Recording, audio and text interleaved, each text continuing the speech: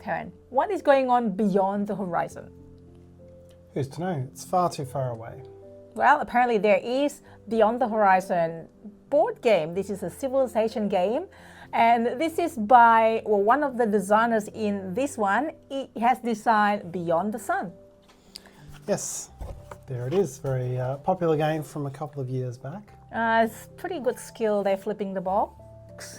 Almost as good as Rodney. But anyways, that is a similar game by one of the designers the same and plus 3 other designers in this one. So in this video, we are going to do a 7-point review, which we will review the theme, the artwork, what other games feel similar, mechanics, personal puzzle versus interaction, who we think this game is for, and things we enjoy the most and the least. And hello everyone, I'm Stella. And I'm Tarrant. From Meeple University. And before we get into it, if you enjoyed this review, or after watching it, please hit the like button and subscribe for more videos like this, and let us know in the comments, what Spiel game are you looking forward to? So this game is Beyond the Horizon. It's designed by Dennis K. Chan, Adam Hill, Ben Pinchback and Matt Riddle. Published by Cranio Creations. It does have an Essen release this year. It is a 2 to 4 player game, medium complexity. We've got this as an early review copy from the publisher, and it is very much a follow-up to Beyond the Sun, which we showed before. So it is a civilization game like Beyond the Sun, where you will build your track. There's technology track, there's civilization that you need to build. There's not a lot of battles, which is probably good for me. Well, that's a bit of a spoiler what I think for it. So let's get started, Tarrant. Let's get with the overview of the game. So here you can see the key setup of the game. You've got the main board of actions and technology. There is a map out here to explore. There's some common objectives to race for, and each player has a player board all loaded up with pieces. If you have played Beyond the Sun, this will look instantly familiar to you. And the games they're very heavily linked. They're probably about 70% the same. Turn by turn, you're going to move your action marker to a different action space and take the action on the space you go to. And there are some basic actions down here at the bottom of the board. And then very quickly what you'll be doing is taking actions to research technologies. And as you do that, that will give you new action spaces that you can go and explore and take actions on. Thematically, we're looking at 4 different generations of phases of history. So here in 1, we're in antiquity, we've got agriculture and the wheel and so on. And it will get us all the way up to atomic theory and the internet in era 4 via a couple of intermediate steps. Every turn there's a variety of actions you can take. You can research more technology later along the track. It's pretty helpful to do that quickly because you get a first player bonus for doing it, and you get to be the one who chooses the technology which gets built there. So you can try to pick the ones that are going to suit your strategy, and if other players want to go there later, they're fixed into the one that you've already picked. You can build up your settlers or your soldiers on the map, and you can go exploring around the map. This will give you new tiles where you can build settlements and build fortifications and so on. And then you've got some income boards to work on. So at the end of every turn, you're going to take one of 3 types of income. You're either going to gain these influence pieces, these workers from your supply, or you'll gain money based on your income track, or you can make some trades. There's a clever mechanism in here. All of your workers come in 5 separate rows, and as you clear out this row here, you'll start to get an income, but you only get 1 income per column. And so you need to kind of manage. You keep needing to make your income higher because you're going to lose all your workers in the left column as they get permanently deployed in technologies and so on. So it's a clever mechanism there where you have to manage that. And ultimately the end of the game is triggered by racing to complete these objectives here. So you'll get points by completing these objectives, by researching a whole lot of technologies. Every technology is worth points. And the ones up here on the far side, they're worth endgame objective types of points as well. You get points for your presence out on the map as you expand and put down settlements and so forth. And yeah, that's really the summary of the game. What we're going to talk about first is the comparison because it's so obvious. Yes, it is very much a derivative game of Beyond the Sun. And if we go back down to the board and look at what's changed, very little on this main board has changed. And not all that much on your player board has changed either. You're still researching text in this kind of tech tree, which gets opened up progressively for other players. You've still got these columns and you've still got these workers that can get stronger as you go along. So that's very much consistent with Beyond the Sun. Most of what's changed is the map. In Beyond the Sun, the map was kind of fluid. You were area controlling over different areas, and your income in certain places would be based on which areas you controlled. Now, when you take control of an area, you can take control as a settler or as a soldier, and it will cost you an amount of strength to do that, but you have that control permanently, and it will give you a certain income that you have permanently.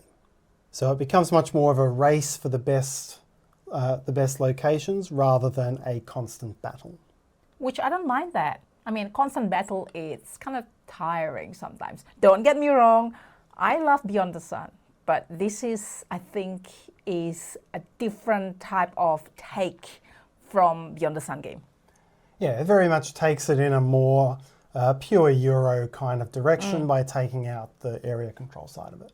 The theme itself, I feel like it's not that rich in theme. So there's a theme there, but it's not the main focus of the game.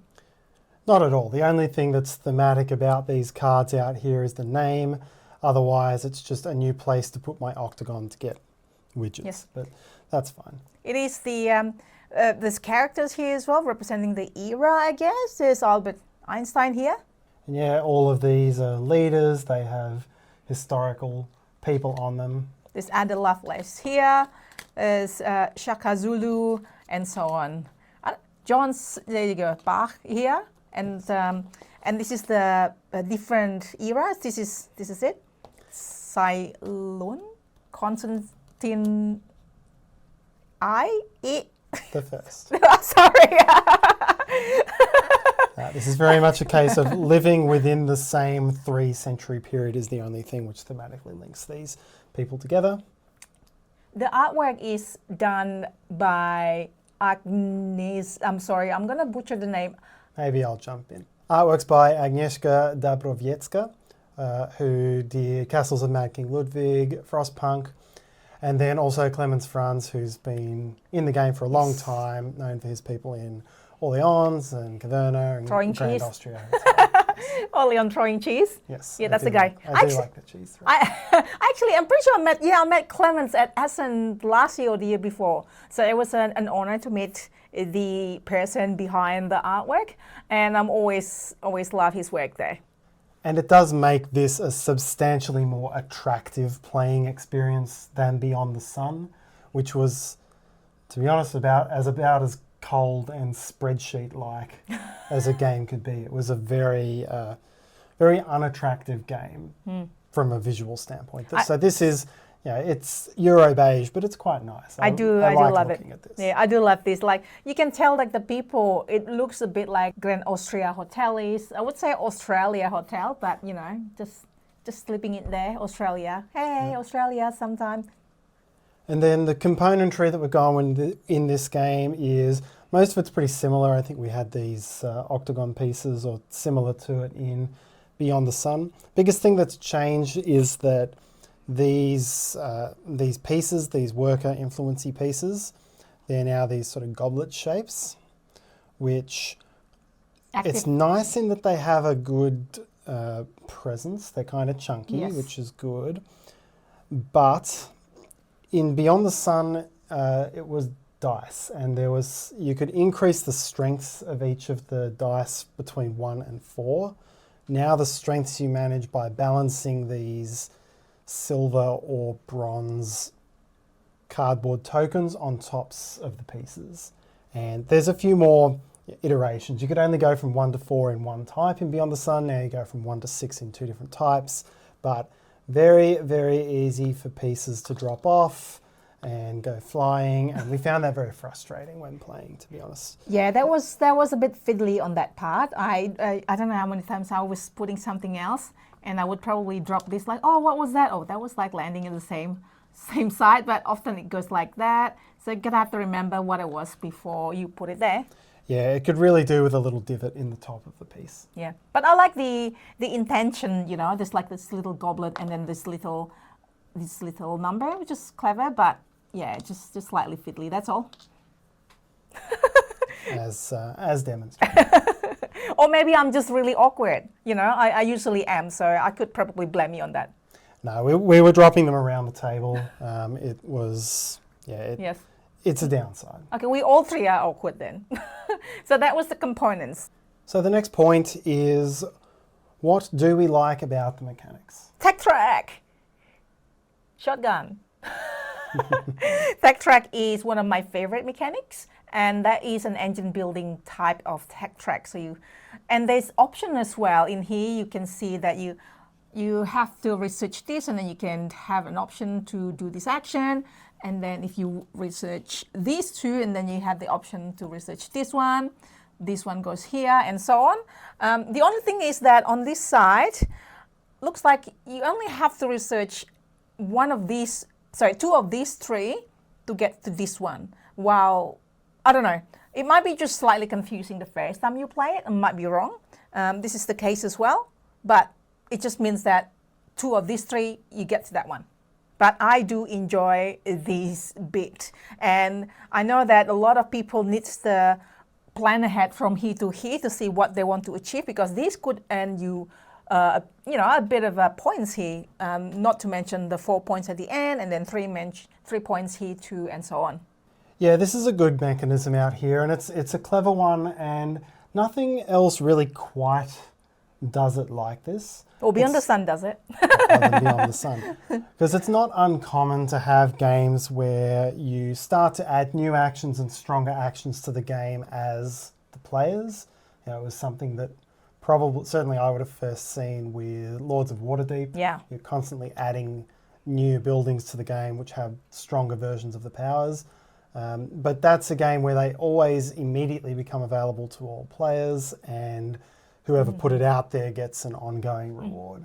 In this one, all the actions are out there, but once it's revealed, other players still have to work and build their techs towards that before they can start to use it. And so the benefit is really getting to use the better action more quickly. And there's also an immediate, when you research it, that can also come in very important from a timing standpoint. Correct. And I do like this mechanic as well, where you can choose to open up the cubes, and the more you open up, there's a strategy to this, because you open up this, that means that you get it from the A area and B area as you depleted this, and then you keep having to go open up more cube, which is putting it on the map. I'm putting it on the map mainly. Or this track. But you have to keep doing that, because as your left side is depleted, you have to keep doing it to be able to gain more. This one is a bit different for money, but you still have to unlock it to gain money. And this is a bit different as well. This is more unlocking your asymmetric power and then upgrading it, which is awesome. This is a very clever way of getting around what can always be an issue with incomes. So, your typical thing, and it works with the money in this game, is that you build up your money income, and all the actions you want to do keep getting more expensive as the game goes on. Whereas with the influence pieces, it doesn't keep getting more expensive. You still need only one piece to research a tech or one piece to do something on the map.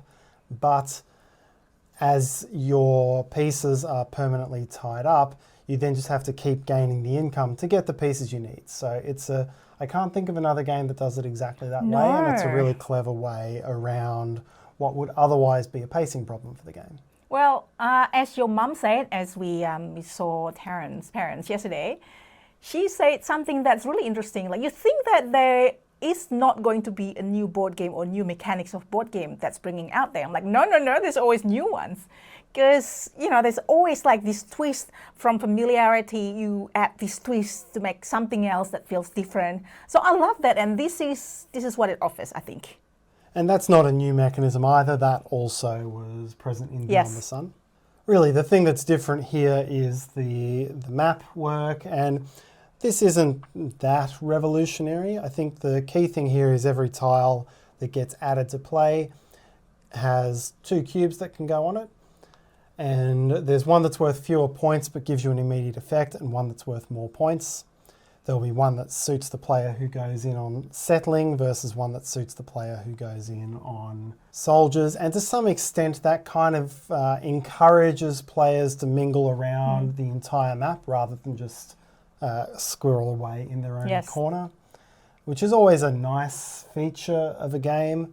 But you can still get stuck in your corner and do your own thing because it is closer and it does take effort to move. The next point is the player interaction versus the individual puzzle. So, you know, if you know Tarrant's previous review, you usually like the interaction and less of, you know, just staring on your board. What's your word? Multiplayer solitaire? I like where timing is a key part. Oh yeah, right. So this one, timing is a key part. For me, this is the interaction, and that is also the interaction. This is where, you know, as Tarrant alluded before, when you're the first one to get there, you'll flip it, and then you get to choose the action tile to be put there, plus some sort of bonus. So you need to watch out on, you know, you need to get there before someone else, so you are able to pick something that works with your engine building. And this one as well, there's play interactions. There's 2 players can occupy these. And there's another tile as well, which is the building tile. Yes, I hadn't shown any of those, but there are building tiles also. That one, you put yours in here, and another player can go here paying the cost. But if there's another player that goes there, then you get an extra points down here. And then both players will enjoy this benefit. The interaction here is definitely bigger at higher player counts. Some of the benefits are good enough. Now, when I talk about timing, I want to have a choice that is big enough that it would cause me to take what feels like a suboptimal turn in order to get something ahead of time. And I found that that happened occasionally, not quite as much as I tend to like, but it did happen occasionally here. There were times that I made sure I was jumping ahead to get the action I wanted. And boy, he did. He stole my plays a few times. I was getting ready for it. I was planning ahead. Okay, I want to get to this particular one, for example. I've got all my people ready around it, and then all of a sudden, when it comes to my turn again, bang, it's gone because Tarrant took it. I love you, Tarrant. But you're mean. Strategically mean is acceptable, I think. Yeah, and what does work from a timing standpoint in this game is that the actions out here on the board, the settling and the fortification, you can hold them back. You can get tokens on an earlier round and then spend them on a later round. So it kind of gives you that brass 2 actions per turn thing, which is a big part of good timing games. The personal puzzle in this game is part of it, of this one. So you gotta have to manage. At the end of each of your turn, you actually get the income. So do you want to get these pieces, or you want to get money, and then what else you want to do in here, or you want to develop building and so on. That is the personal puzzle, and then I really like that one as well. And then the other timing piece is that the game can end quite abruptly. Yes. It doesn't take very many cubes on these cards to trigger the end of the game. Unless everyone is really holding back, it's unlikely that you're going to have the time to do everything you want to do. So you do need to keep a very close eye on the end of the game, and that leads to some hard choices towards the end as well, which is a nice thing. And so Tarrant, who do you think this game is for? Well, there's a very obvious answer, which is people who liked Beyond the Sun's tech track, but didn't like the area control element of the map. This makes it a much more Euro feel, a little bit of a combo actions feel as well because of the bonuses you can get off the map. So that's the most obvious answer. Yeah, the tech track, the worker placement, all the Euro stuff there. So something for you if you like those things. So obviously we've mentioned Beyond the Sun, which is obviously feels like this, but are there any other games that kind of feels even close to this? There's nothing that I've played that feels exactly like this. I mentioned Lords of Waterdeep before and Marvel Age of Heroes, which comes on that, because they have that same thing where more actions that are stronger keep coming into play at the choice of the players, but they become immediately available. For all the players. Yeah. Yeah, but not this one. So... yeah, you've still got to work to unlock it in this one. And maybe the closest analogue I could think of is Anno 1800. Ooh. It's a little bit of a roundabout connection, but in Anno 1800, someone builds a certain resource. They're essentially moving a step ahead on the shared tech tree from that perspective. And although it's now available to everyone, you have to have done enough of the trade ship action to get it. And then again, it gives a bonus to the player as well. So that too is probably a little more Lords of Waterdeepy than Beyond. Yeah. But I think it, in the way that it's kind of Euro, I think it has a bit of that same vibe.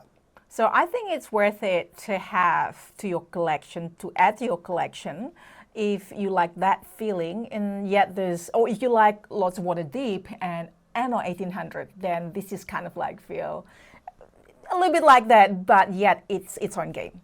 I think what makes it closer to Anno 1800 is that you're doing a lot of small actions all the time. Oh, yes. Unlike Lords of Waterdeep, where you're building up to a big contract that you're fulfilling or something like that. This has that feel because it is pretty dry Euro. And most of the actions you're taking are, on the small side. Yep. So what do you enjoy most and enjoy least about this game? I enjoy the most of the worker placement and opening up spaces for myself and choosing which income I'm going to do, working it out, because it's like income is every end of round, as I said earlier. So that is a good thing to have income, like a lot of games like income after a few turns, like income every turn. That was like amazing. But, you need that income anyway to fund your moves. So those two are the most things that I like. And what I least like about it is just a little bit fiddliness of that little components, that's all. And probably missing out if you don't go quick enough on the track and then choosing the next card you flip. I mean, that's not really what I don't like about it. It's kind of like, oh no, I'm too slow. You're going to have to watch out what's going on out there and then look at what other people have and are they going to beat you to it. So like Tarrant here several times beat me to claim a certain area. I'm not salty at all. For me, what I like the most is that researching technology is a way of getting points, a way of getting immediate bonuses, and a way of getting more actions. It gives you very many dimensions to how this plays, which can be very interesting. That's true. And I think one thing I wasn't fully convinced on, and this is something that I believe is new to Beyond the Horizon versus Beyond the Sun, and I haven't mentioned it yet, is each player has an individual player power card, which you will gradually unlock more and more abilities. And to me, they're a little bit too game breaking. In a game that otherwise has a lot of small actions and careful placements and things, these felt out of proportion strong or out of proportion game changing compared with some of the rest of things. So I wasn't fully convinced about those.